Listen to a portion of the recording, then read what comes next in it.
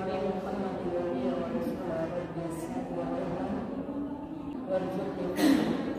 Rabbi sabri sadri wa yassir li amri wahlul 'uqdatam min lisani yafqahu qawli. Alhamdulillah, pertama-tama marilah kita panjatkan puji syukur kita kehadirat Allah Subhanahu wa taala bahwasanya pada pagi hari ini kita banyak diberi nikmat oleh Allah Subhanahu wa taala, yang salah satunya adalah nikmat sehat, sehingga kita bisa hadir di sini untuk silaturahim, untuk mengkaji ilmu ya. Insya Allah dengan kita mengkaji ilmu, kita akan dinaikkan derajatnya oleh Allah Subhanahu wa taala. Salawat serta salam kita sampaikan kepada junjungan Nabi besar Muhammad sallallahu alaihi wasallam, keluarga, sahabat, dan dengan membaca sholawat tersebut kita umatnya akan mendapatkan syafaat di yaumul qiyamah nanti. Amin. Pada kesempatan ini saya akan membahas sedikit terkait dengan rematik ya.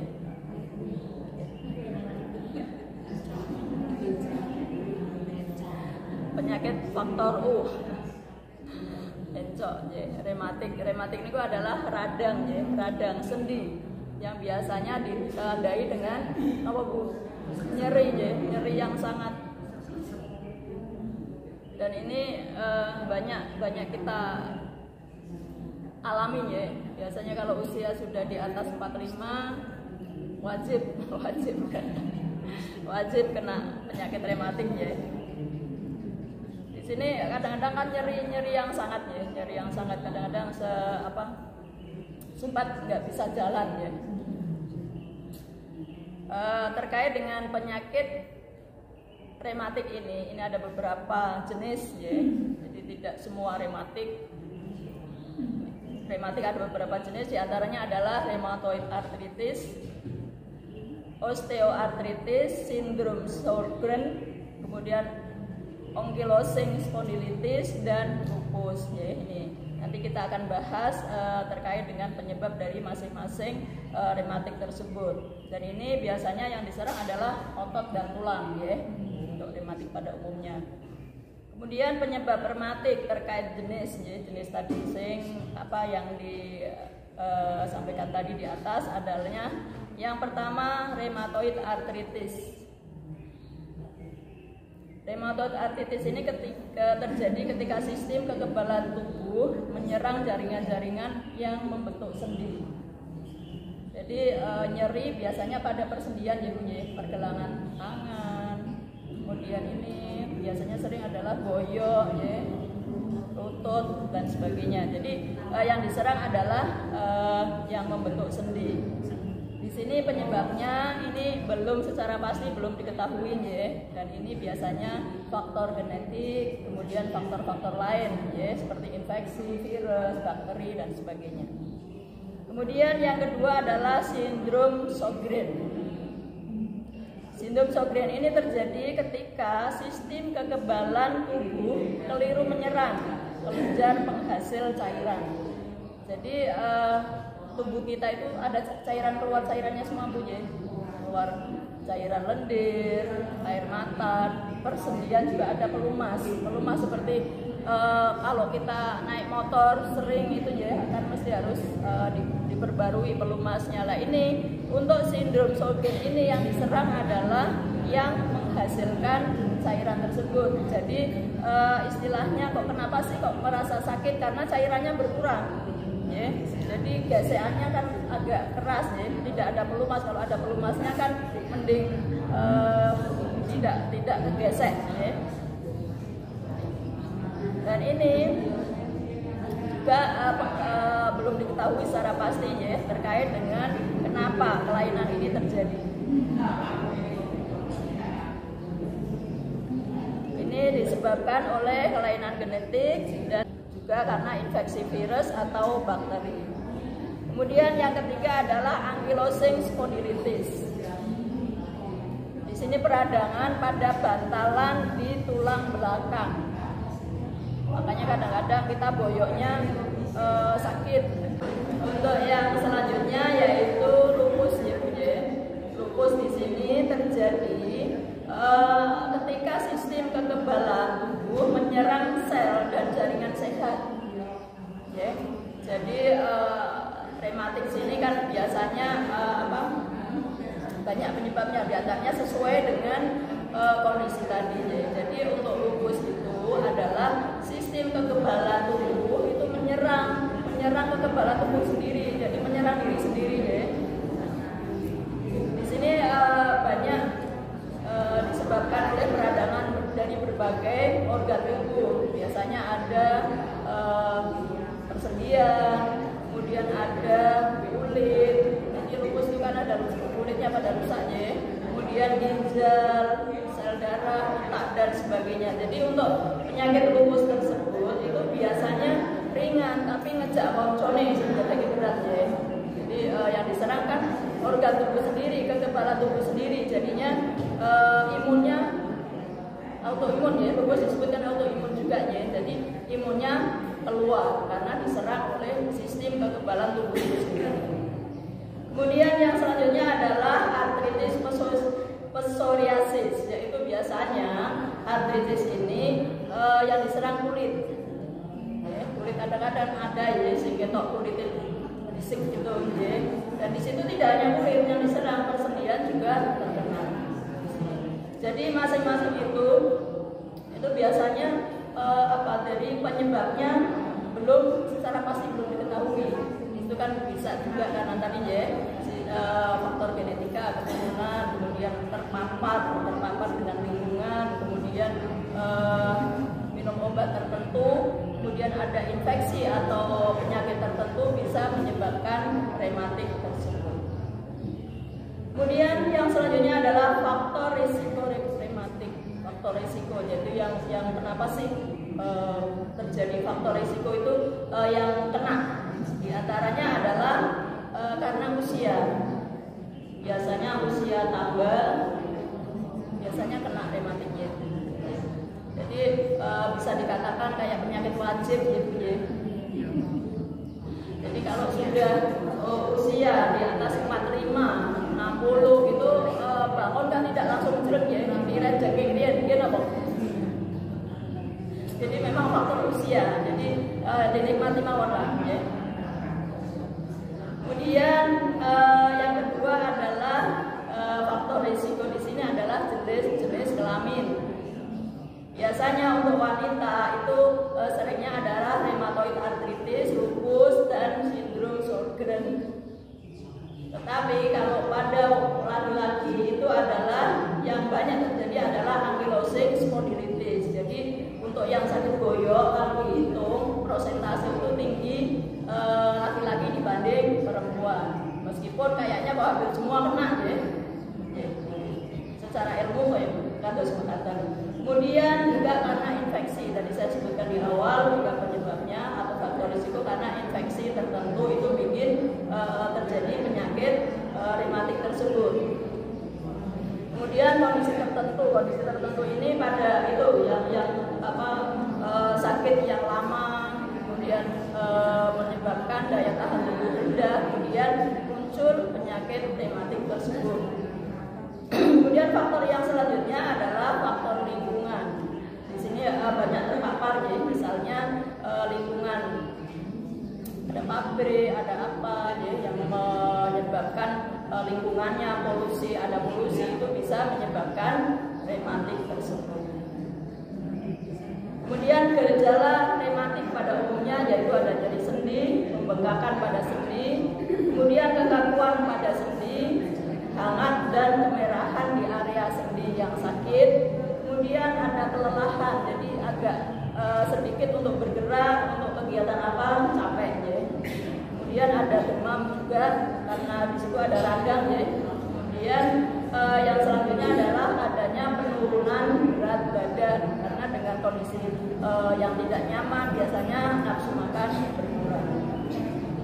Kemudian berikut gejala, tadi kan gejala secara umum ya. Nah ini gejala sesuai dengan jenis penyakitnya, jenis rematiknya, yaitu gejala pada rematik artritis diantaranya adalah adanya sendi kaku yang memburuk di pagi hari. Biasanya bangun tidur kita kita tidak bisa langsung greng ya.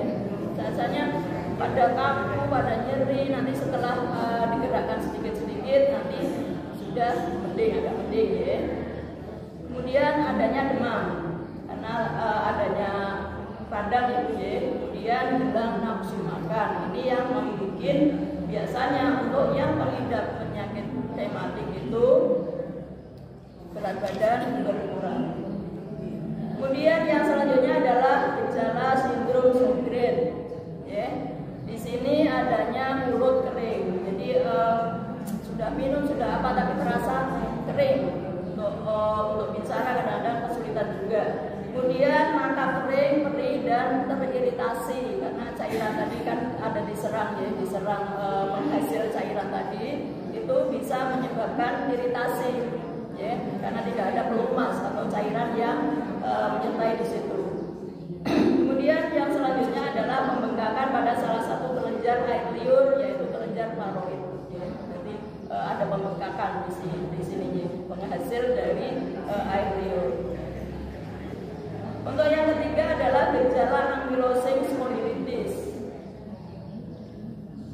Gejala yang muncul adalah kaku dan sakit di punggung saat berdiri ataupun istirahat. Jadi pinggangnya sakit dan itu dihitung dari persentase terjadi lebih banyak laki-laki dibanding perempuan. Tapi nyatanya kita juga sudah berumur itu mesti ngalami kayak gitu, mencicipi ya.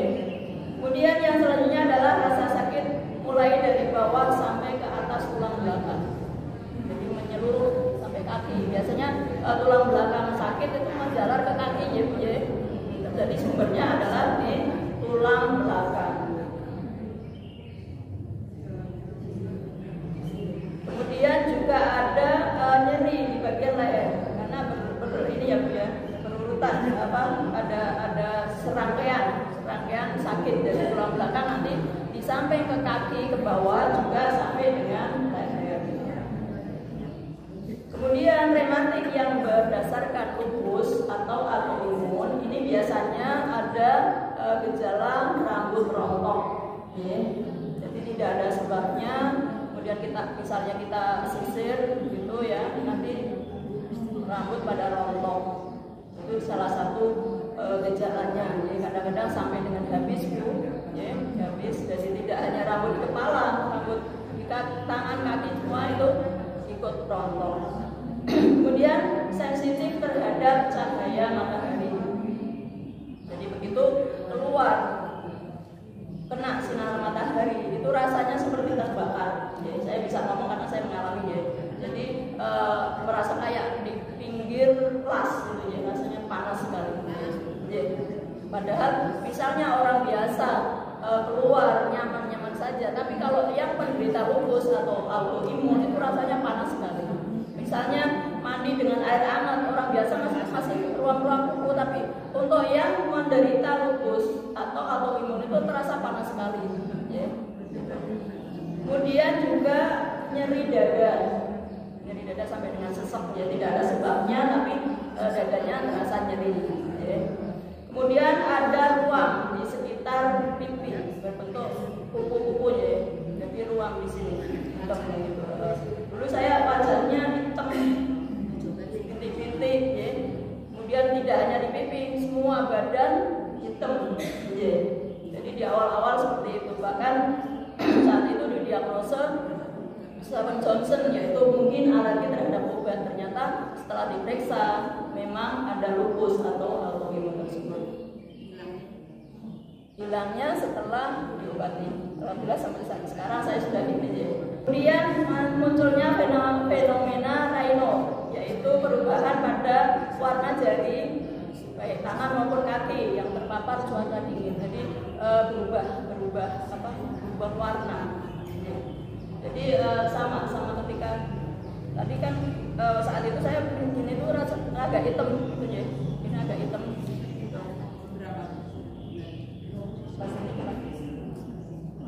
Sama. Setelah dinyatakan bahwa kan nanti dinilai nanti tak ada diperiksa laboratorium, nanti kan ada angka yang menunjukkan di situ ada yaitu gejala lupus ya. Kemudian tadi yang diserang dari kulit tersebut ya, kulit yang bersisik, kadang-kadang sampai dengan bersisik sampai dengan tebel gitu ya. Itu gejalanya adalah pembengkakan jari tangan, kaki yang disertai dengan nyeri dan hangat ketika dipegang hangat. Kemudian nyeri di tumit atau telapak kaki. Jadi nyeri misalnya itu terasa sekali ketika dari misalnya diam duduk lama, kemudian ketika begini kayak ada ditusuk di sininya. Ya, sakit kayak ada apa ganjalan, dan ketika di ronsen di situ ada tumbuh kayak tulang di situ tumbuh. Jadi memang begitu lancip di dalam kemudian ketekan kan sakit sekali. Biasanya kalau untuk tindakan medis itu dioperasi jadi tulangnya dikikis. Tapi kalau diobati lama-lama juga alhamdulillah hilang sendiri. Saya juga pernah mengalami yang ini ya.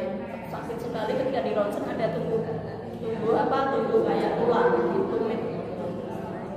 Kemudian ada sakit pinggang. Kemudian juga ada di peradangan mata, kemudian ruang kemerahan yang tebal dan bersisik pada kulit. Jadi memang kalau lihat orangnya cenderung bahwa itu penyakit kulit, tapi ini jenis dari rematik. Sampai di sini ada yang ditanyakan, Bu? Saya mau tanya pendapat daripada pelaku.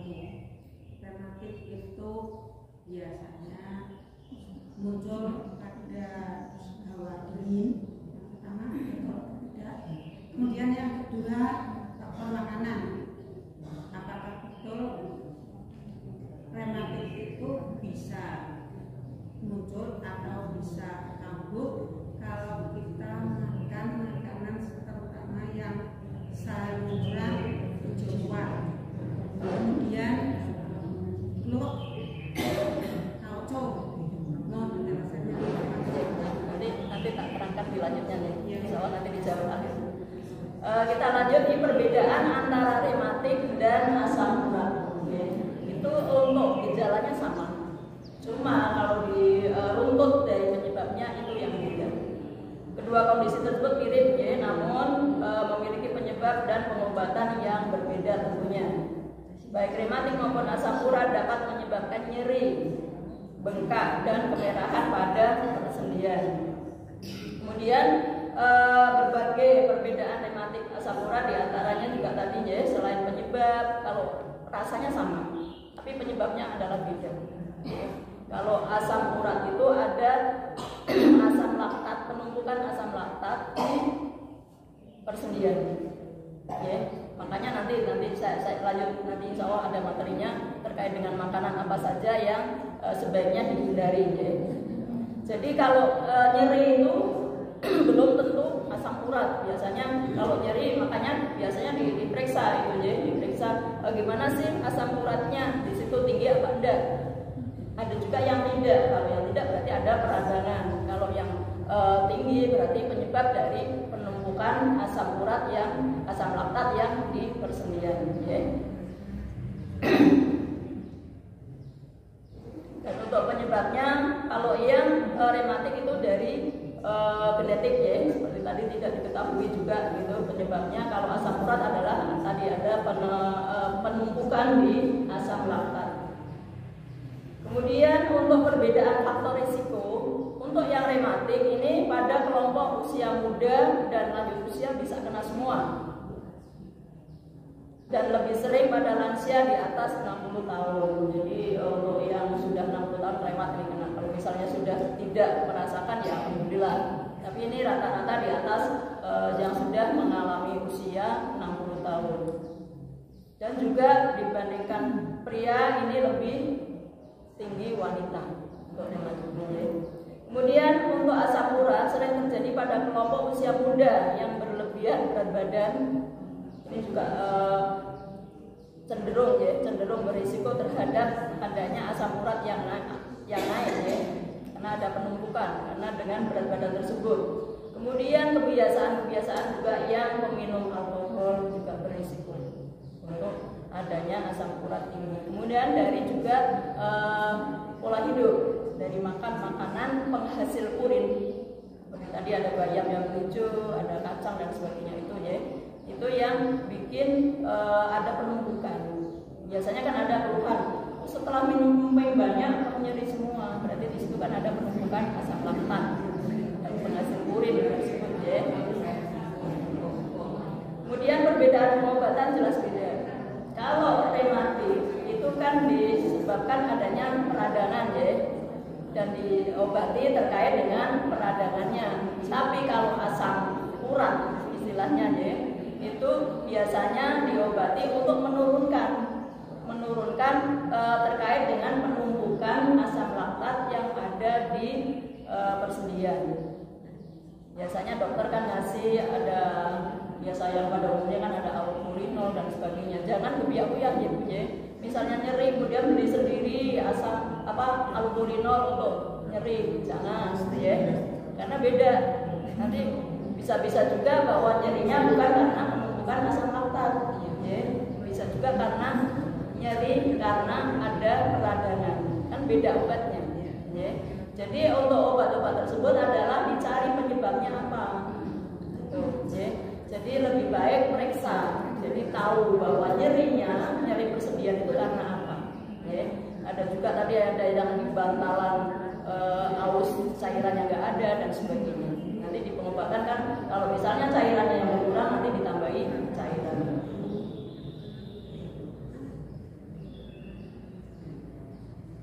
Kemudian cara mencegah rematik jelas kita menghindari dari penyebabnya. Tadi ada makanan, ada pola hidup yang tidak pas gitu ya. Jadi ini penyebabnya. Kemudian tetap melakukan diet sehat ya. Cara mencegahnya di sini ada misalnya itu penghasil asam urat. Nanti kita nyambung di pertanyaan itu tadi ya. Untuk makanan-makanan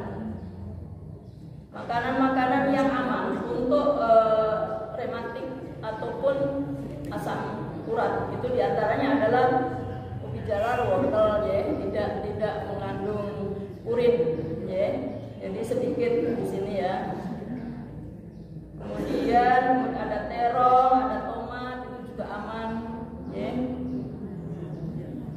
Brokoli, kentang ternyata termasuknya sayur-sayuran itu ya. Kemudian jamur. Kemudian tadi yang terkait dengan setelah makan bayam dan sebagainya itu karena untuk bayam di sini itu banyak mengandung urin ya. Jadi hijau-hijauan termasuk bayam, kadang-kadang ada kangkung juga ya. Setelah makan sayur ini kok nyeri, itu berarti kan itu mengandung banyak urin. Kemudian kacang-kacangan keseluruhan, baik itu tauge-nya, baik itu kacang panjangnya gitu ya. Jadi meskipun sudah berubah jadi tauge, itu kan jenisnya kacang ya. Padahal kacang enak ya punya gurih gitu, untuk mil-mil kan enak juga. Kadang-kadang lupa makan, kadang-kadang pahit kalau berhenti jadi punya makan terus ya. Nah itu jadi karena di situ mengandung banyak urin di situ ya. Jadi ada penumpukan asam laktat di persendian yang bikin itu sakit ataupun kambuh. Jadi perlu disampaikan di sini bahwa apabila ibu-ibu merasa nyeri, jangan inisiatif untuk beli obat sendiri ya, karena beda obatnya. Jadi nanti kalau diperiksa di dokter akan dicari apa sih penyebab nyerinya ya. Jadi apa penyebab nyerinya sehingga nanti pengobatannya tepat. Dan hati-hati juga untuk pada umumnya kan ada nyeri kasih apa itu ya, Voltaren atau apa gitu ya. Langsung beli, nanti dampaknya terhadap lambung ya. Jadi ketika kita berobat ke ahlinya ya kita biar tahu bahwa itu adalah apa. Jangan inisiatif beli sendiri. Itu ada riwayatnya. Saya kayaknya sudah pernah bicara di sini. Ketika Nabi Musa sakit, ya, ketika Nabi ibu saya sakit, tanya kepada Allah, ya Rob saya sakit. Terus Allah ngasih obat, ini loh, makan tumbuh-tumbuhan ini. Alhamdulillah sembuh. Kemudian suatu saat Nabi Musa sakit lagi, karena sudah diberi Allah saat itu ketika sakit untuk makan atau minum tumbuhan jenis itu akhirnya inisiatif Nabi Musa untuk ngambil yang diberitahu Allah saat itu. Kemudian tidak sembuh, kemudian protes sama Allah, kenapa saya setelah minum sakit lah kamu nggak izin ke saya, gitu. Jadi intinya kayak gitu. Jadi itu adalah yang menyembuhkan adalah Allah. Sama ketika orang kesehatan dikasih ilmu, ya sudah belajar. Kemudian ada juga misalnya berobat dekat aja lah, misalnya berobat ke Pak Haji Barjo nih. Haji Barjo tahu nih obatnya bahwa sakit ini. Kemudian ketika kita kumat lagi, kita beli nih seperti yang Pak Haji Barjo ngasih. Gak pas, gak sembuh meskipun yang dikeluhkan sama seperti itu. Jadi sudah ada hak-hak sendiri terhadap orang-orang tersebut. Jadi meskipun kadang-kadang kita kebetulan saja sih ya udah Allah gitu ya, izin Allah untuk sembuh itu ya biasanya ada juga yang sembuh dengan minum obat ini. Biasanya kan kalau kita berobat kita dingengehin satu-satu, paling tidak gerejengnya dingengeh, nanti tidak sakit lagi mau beli ini, belum tentu sembuh. Karena yang ngasih hak untuk sembuh adalah Allah, ya. Jadi bukan kita yang sakit. Jadi kalau sakit itu intinya adalah berobat kepada ahlinya, ya. Kalau ahlinya misalnya orang pintar konotasinya kita beda ya. Pintar itu yang katanya berilmu itu, ya. Bisa saja misalnya dikasih air, dikasih doa sembuh, ya banyak karena Allah yang menyembuhkan. Ya tinggal jalannya kita mau kemana untuk berobat. Mungkin pertanyaannya sudah terjawab ya, sudah terjawab belum? Yang tadi sahur yang terkait dengan tadi karena bayam dan sebagainya itu mengandung purin, ya. Jadi mengandung purin banyak, kemudian bikin ada penumpukan. Jadi antara pengeluaran yang dikeluarkan lewat purin ataupun feses itu tidak sempurna, tidak semua keluar, ya. Akhirnya menumpuk di persendian. Tempe kacang. Tempe tahu, kemudian ada beokrek, ada apa itu ya kita tidak, karena kita istilahnya itu kan penghasil protein ya, kita butuh itu, tapi ya nggak usah tiap hari makan lah, boleh makan tapi tidak banyak. Jadi kita bisa mempertimbangkan itu terkait dengan ketika kita makan kira-kira dikeluarkan nggak pada besok pagi gitu ya, itu berupa feses tersebut. Kemudian intinya itu nanti kita untuk mencegah, untuk apa istilahnya meringankan, itu ada tip nih, tip cara meminimalkan serangan asam urat atau rematik tersebut. Di antaranya adalah pengobatan yang jelas obat rutin, ya. Obat rutin dalam artian tanda petik di sini ketika sakit terasa ya berobat, ya. Kemudian banyak makan sayur di sini juga ada tanda petiknya tadi. Tidak semua sayur, karena misalnya bayam, kemudian yang lain itu juga penghasil purin. Itu kita harus pilih-pilih, ya. Kemudian olahraga teratur. Misalnya kita olahraga tidak harus ikut di gym mana atau ikut di sanggar apa, tidak. Kita gerak-gerak sendiri. Misalnya kita aktivitas di rumah, kalau kita dihitung ya kira-kira kemeringat apa enggak. Kalau kemeringat berarti kan kalori kita sudah berkurang, ya. Kemudian minum air putih yang banyak. Kita kadang-kadang aku males minum air putih banyak karena bolak-balik ke belakang ada masalah. Karena dengan ke belakang tersebut untuk pipis, untuk BAK itu mengeluarkan zat-zat yang tidak terpakai di tubuh kita. Jadi sebaiknya kita minum banyak. Kemudian hindari minuman yang terlalu manis, ya. Terlalu manis, kemudian banyak makan kue kalau nggak manis nggak enak, ya. Roti juga kita sebaiknya bolehlah sesekali makan, tapi tidak untuk cemilan setiap hari, ya. Kemudian hindari minuman beralkohol, Kemudian batasi konsumsi daging dan makanan laut. Ya, makanan laut terutama yang ada totoknya dua itu kayak cumi, sontong, ya, itu kemudian udang itu kan banyak mengandung zat kapur dan itu bisa nyeri kan, gitu ya. Kemudian untuk kebutuhan protein jelas kita butuh ya, dan protein itu memang dibanding protein dari hewan itu lebih sehat dari tumbuhan seperti kacang dan sebagainya, itu dibanding dengan protein dari ayam, dari daging itu lebih baik, lebih aman di kita ketika protein itu berasal dari tumbuhan. Kemudian pertahankan ya, untuk tips tadi untuk meminimalkan itu diantaranya adalah pertahankan berat badan yang ideal. Jadi kalau kita banyak makan kemudian kurang berat itu kan bisa di samping pengendapan kalori yang itu bisa menyebabkan kencing manis, juga diantaranya adalah bisa menurunkan urin tersebut ya.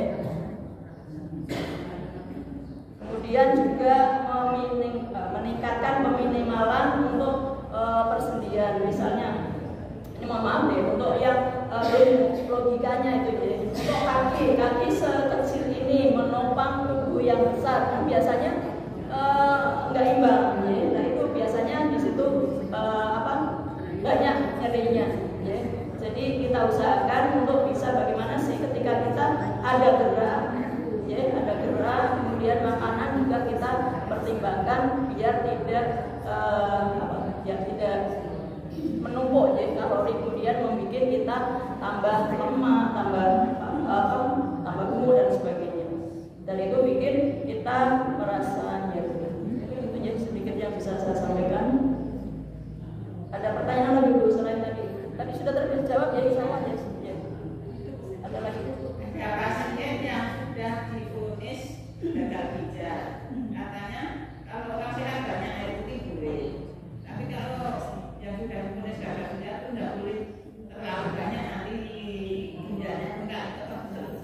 Oke, untuk gagal ginjal yang jelas ginjal adalah fungsinya untuk distribusi cair untuk keluar. Sedangkan gagal ginjal di situ namanya aja gagal ya. Jadi fungsi ginjalnya tidak bisa maksimal. Dan memang untuk penyakit gagal ginjal untuk minum dibatasi Bu, dihitung sesuai dengan berat badan. Ketika kita minum banyak, kemudian ginjalnya tidak maksimal untuk mengeluarkan menjadi pipis ya air seni, itu nanti akan terganggu. Memang untuk gagal ginjal untuk minuman dibatasi. Kalau misalnya gagal ginjal dirawat di rumah sakit untuk di infus saja itu dihitung tetesannya biar tidak mengendap di tubuh dan bisa diperhitungkan ketika kapan sih bisa BAK.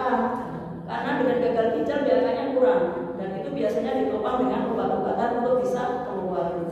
Biasanya kemungkinan bisa normal kembali, bisa berfungsi lagi. Ya insya Allah ya, semua sakit dari Allah. Dan insya Allah Allah akan ngasih obatnya, kecuali satu apa penyakit apa? Tua, yang tua tidak akan muda lagi. Insya Allah ada Bu, cuma kadang-kadang kan belum ketemu obatnya, gitu ya. Kita kembali ke sana aja. Ketika kok sampai dengan suatu saat kita belum sembuh, ya Allah belum ngasih obatnya. Itu aja. Kita syukuri bahwa karena dengan sakit kita ikhlas, kita syukuri, kita terima, insya Allah pahalanya, ya kan? Ya, karena ada hadis apa ya? Ketika kita sakit panas semalam menghapus dosa sekian tahun, gitu kan? Kita kalau kepingnya sakit terus kan, supaya kita nggak itu, tapi kita juga nggak pengen sakit ya, ya, kata jadi ya.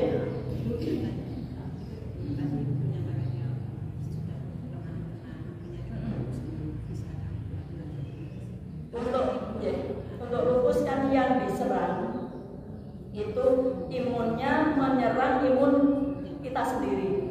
Jadi ketika didiagnosis lupus untuk saya tahun 2018 ya, sampai sekarang alhamdulillah saya masih mengkonsumsi obat terus, jenis obatnya sampai dengan 7, 12 atau ini alhamdulillah sudah berkurang. Berkurangnya bukan berarti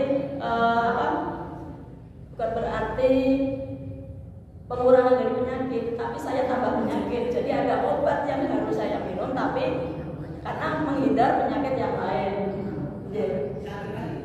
Kalau maunya begini aja, kalau tensinya tinggi kan berani. Terus dikasih obat turun tensi, itu harus diminum tiap hari. Bagaimana itu kan? Untuk tensi tinggi itu biasanya kalau ada luka itu perdarahan tidak berhenti-henti, makanya diturunkan. Ketika sudah stabil, tensinya sudah normal, dia nggak usah diminum. Makanya untuk itu jangan inisiatif untuk minum obat sendiri, harus rajin kontrol. Gitu. Saya lanjut ya punya pertanyaan ibu ya. Terkait dengan lupus itu ya, autoimun itu minum obat seumur hidup. Ya, saya alhamdulillah gitu. Dan ada obat-obat kan biasanya obat itu karena obat ya ada efek samping ya, misalnya menyerang ginjal, menyerang lambung, menyerang apa, itu yang obat-obat saya kadang ada yang dikurangi, bahkan dosisnya dikurangi. Ketika pakai itu ya, saya ada ternyata di ginjal saya ada kenaikan yang bikin tidak normal. Kemudian obat saya dikurangi dosisnya, yang terjadi apa? Saya pilek terus, ya, pilek bersin terus. Nah itu tandanya daya tahan tubuh kita turun. Itu ya gimana lagi? Dan nyeri tambah karena dosisnya dikurangi. Tapi untuk menghindarkan ginjal saya biar lebih baik ya udah, kadang-kadang ya tak minum, kadang-kadang bisa mengatur sendiri lah ketika itu. Jadi saya masa pilek sampai setengah tahun kan ya, dokternya juga bingung tapi ini ginjalmu sudah mengarah ke tidak normal gitu ya.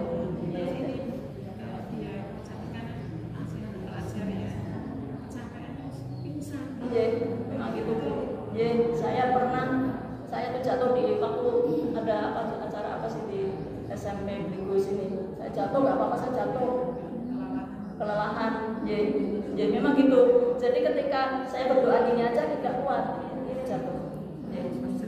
Ya memang gitu. Jadi kita bisa apa istilahnya menjaga diri sendiri, paham diri sendiri ya. Karena biasanya kan kita bukan sok tahu ya, kita tahu obatnya gini. Oh ya ketika ini saya harus kayak gini.